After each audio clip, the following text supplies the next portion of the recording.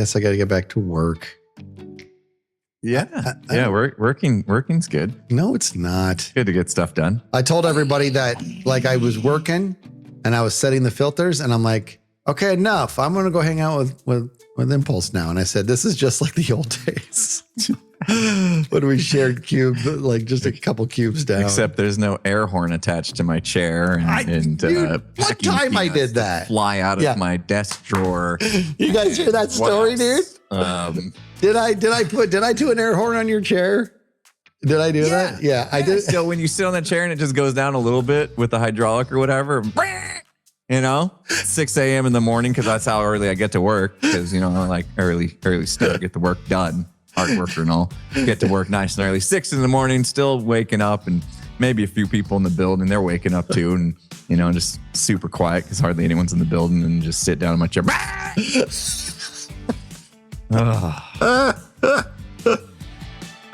You know what's funny, dude, is that a buddy of mine also tried to do that to a colleague, and the guy he was doing it to was like a really small framed guy, like a really little guy. And he didn't have enough weight to actually activate the trigger on the horn. So everybody was waiting for it. But what happened is when he would sit down hard so keep in mind, like a normal person's going to sit on the chair when I rig it up. Just like a little squeak. And yeah. So if he sat down hard, then he'd be heavy enough for like 1/100 of a second. So people would just hear like a beep. Like that's all. That's not what the air horn would just go beep. But when I do it for a normal person, they sit down and goes, ah! Oh, I was more than a normal person. They gave us free soda, and we ate out lunch every day. We rotated between pizza, Taco Bell, sometimes Arby's if we were feeling saucy, and then basically that was it. Sometimes those three. Sometimes we would get Taco Bell, and then we would eat and sit there and talk so long we'd go get some more Taco Bell. But that wasn't super common. That was Sometimes you need long more time than ago. one chalupa.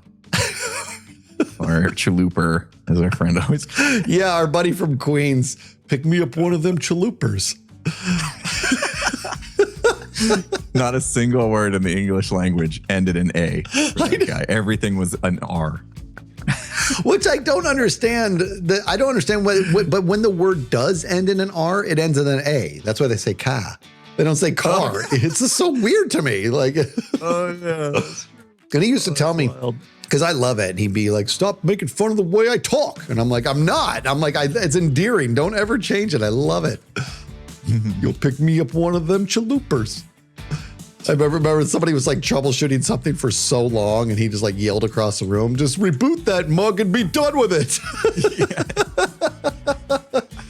Oh, man. In case you guys don't know, we're actually talking about a guy who used to do some online stuff with us a little bit many years ago. He went by the name of Obi-Wan.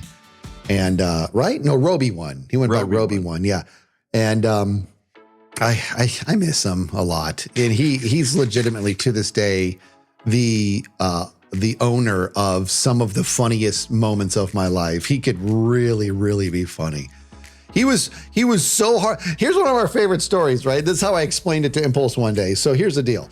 So we wanted to prank another buddy of ours. It was actually not Impulse this time. So me and Roby wanted to prank another buddy of ours with, actually it was McBean, the guy who comes in, rusty old man sometimes. And was it McBean? It was either McBean or it was Tom. I don't remember now. Anyways, so Roby-One's like, let's put some glitter. Let's do some glitter in his cube. Put some glitter everywhere. And I'm like, oh, that's kind of mean. He's like, it'll be funny because glitter it sticks around forever.